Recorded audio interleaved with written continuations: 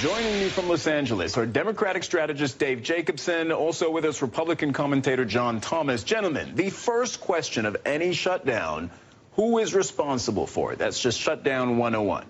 On this very question, let's hear the president's thoughts last week and then just a few hours ago.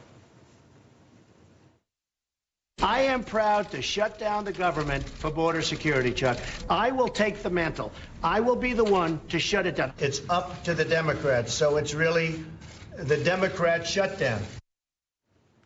Okay. Dave, you first. Which is it, a Trump shutdown or a Democrat shutdown?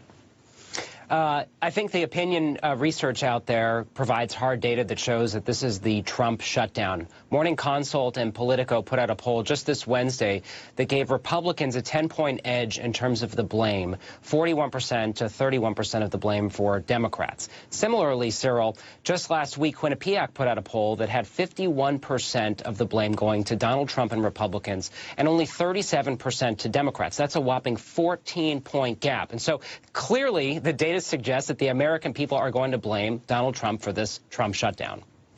John, the president's in a bit of a bind. He said himself just last week, I will own this. Yeah, it's a bit of a fluid situation, actually, because last week, you're right, the shutdown would have been solely the president's responsibility. But look how the House GOP rallied and got through a bill to put a bill on the Senate floor. Now, in order to get this Senate bill passed and reopen up the government, it does require Democratic votes. So in a way, now it's the Democrats that are saying they won't support this bill, which is causing a shutdown. And I wonder whether perhaps the answer to whose shutdown it is, the elusive answer, isn't somewhere else entirely. And I want to show you why. Earlier this week, the president was actually backing away, as you both know, from shutting down the government. Then on Thursday, this happened. The Republicans are bowing down, apparently.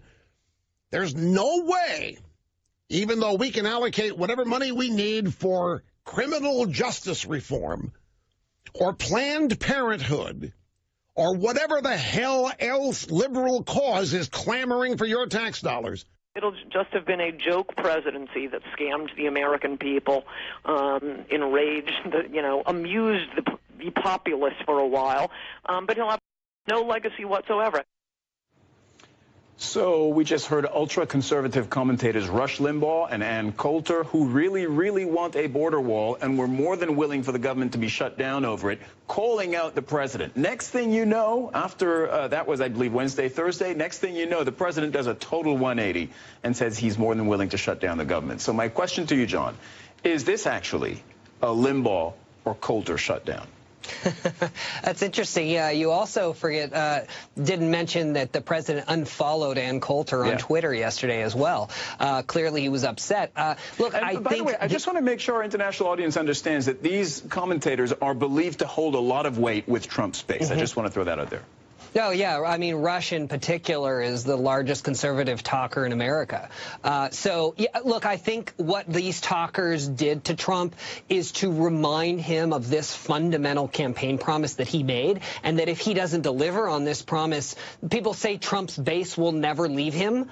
Well, these conservative commentators are making the argument that if you don't do everything within your power to make good on this promise, your base might just leave you. And without Trump's base, he's got no path in 2020. That's really interesting, because we've spent 2 years of this presidency sort of wondering where the red line is, where Trump's base leaves him. You make a really interesting point that this may be it. This may be it. David, do you think we found the right...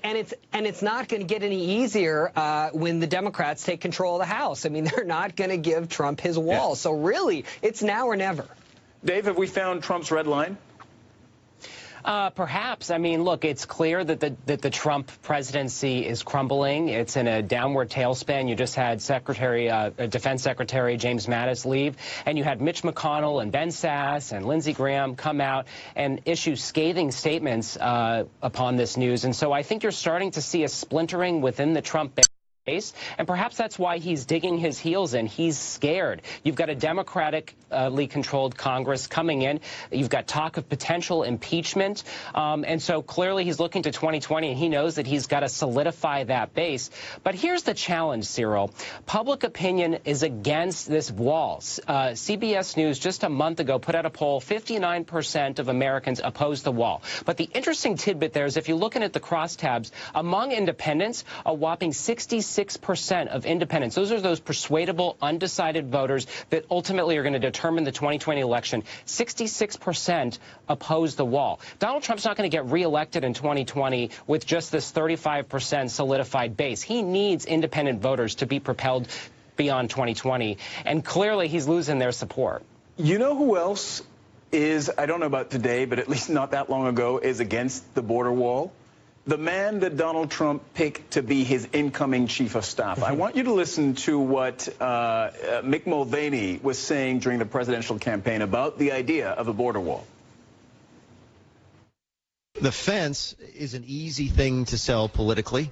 It's an easy thing for someone who doesn't follow the issue very closely to say, oh, well, that'll just solve everything. Build the fence. The fence doesn't solve the problem. To just say, build the darn fence and have that be the end of an immigration discussion is absurd and almost childish for someone running for president to take that simplistic a view. And by the way, the bottom line is the fence doesn't stop anybody who really wants to get across. You go under, you go around, you go through it. John, are you comfortable with this, that again, the man the president chose to run his White House, who could be the second most powerful man in Washington, actually think that the president's big idea is dumb? Well, that was in 2015. I sure hope that his opinion on the matter has evolved because, look, mine has as well as a conservative Republican. I was skeptical at first. I thought it was cliche, but as you look, even Netanyahu in Israel said, he told Trump just this week, the wall works 99.9% of the time. I just want to interject. I reported in Israel, very different situation. I'm really not sure we can compare the two border situations. No, but the point is, walls have worked historically. We have a very porous border situation going on, and you would assume that Trump's chief of staff would get in line. This is a major point, and if not, I hope he resigns immediately. Dave, last words real quick. Cyril, 2 points real quick.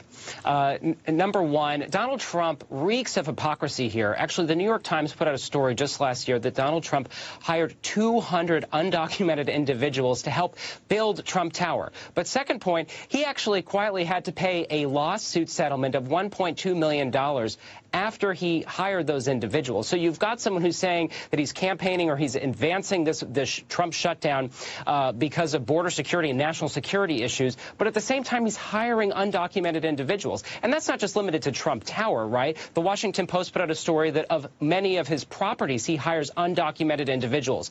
So this is an individual who looks extraordinarily hypocritical. He's saying that this is such a crisis, but simultaneously he's hiring undocumented individuals to help advance his business interests. All right, Dave Jacobson, John Thomas, thank you so much to both of you. Thank you.